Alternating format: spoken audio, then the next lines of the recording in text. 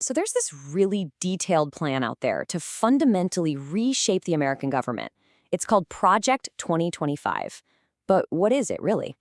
In this explainer, we're going to break it all down: who wrote it, what's inside, and the deep historical roots it's connected to.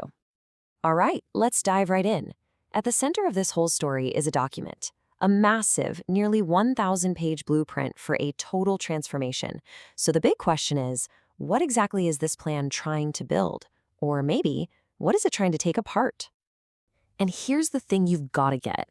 Project 2025 isn't just about a list of new policies. The sources are pretty clear on this. It's a plan to change the very machinery of government. Think of it this way.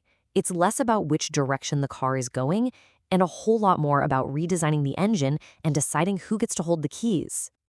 Okay, so first things first, who are the architects here? As the source material shows, this isn't just some local project. This thing was put together by a coalition with connections that literally span the globe. And this is where that international angle gets really specific. The sources point out that the Heritage Foundation, which is leading the charge on Project 2025, has a formal partnership with the Danube Institute over in Hungary. The president of Heritage, Kevin Roberts, has a stated goal to institutionalize Trumpism, and he's on the record calling Prime Minister Viktor Orban's government the model, a model that's known for really centralizing executive power. This isn't just a coincidence, it's a core part of the vision. So we know who's behind it. Now, let's talk strategy. Let's actually crack open this blueprint and see what it proposes to do to the very structure of the U.S. government. The whole game plan really breaks down into 4 big moves. First step, hollow out the civil service. We're talking about the career experts in government agencies, not the political appointees, and replace them with people loyal to the president. Step 2, centralize as much power as possible within the presidency. Step 3, use that newfound power to dismantle major programs from the New Deal and Great Society eras. Things like Social Security and environmental regulations. And finally, step 4, target the rights of specific groups. It's a very systematic approach to deconstruct the federal government as we've known it for almost 100 years. Now plan this huge, this ambitious, well, you just knew it was going to cause some friction.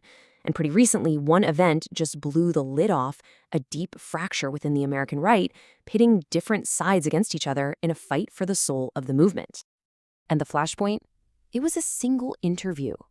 When Tucker Carlson sat down with white nationalist Nick Fuentes, a guy so controversial that even former President Trump had distanced himself from him. It was like a lightning rod. It forced different factions in the conservative movement to show their cards. And what happened next was really telling. The head of the very organization behind Project 2025, Kevin Roberts, he jumped in almost immediately. He didn't criticize the interview. Instead, he defended Carlson and framed the backlash as an attack from a venomous coalition. But that defense, it triggered this incredibly sharp response from one of the most powerful establishment figures in the entire Republican Party. McConnell's statement was a clear shot across the bow. He was basically saying, for some of us, a line has been crossed here, and we're not just going to look the other way. So this lays out the core conflict perfectly. On one side, you have what the source material is calling the new right, led by people like Roberts and Carlson. For them, it's all about fighting the ideological war, even if that means giving a platform to really controversial figures.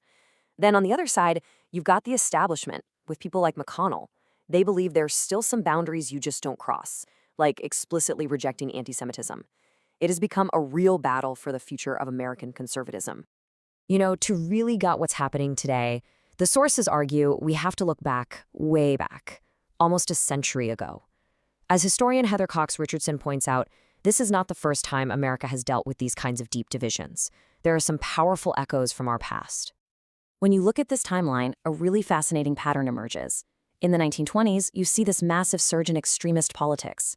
That's followed by a huge public backlash and the creation of a whole new kind of government with the New Deal. Decades later, the Heritage Foundation is specifically created to push back against that New Deal order. And now, Project 2025 seems designed to be the final chapter in dismantling that entire legacy. Okay, so what does all this mean going forward? Let's take a look at the real-world stakes of this internal fight and what the impact of this blueprint could actually be. So why does this internal debate matter so much to everyone else? Well, a big part of the answer comes down to this one number, 16.7 million.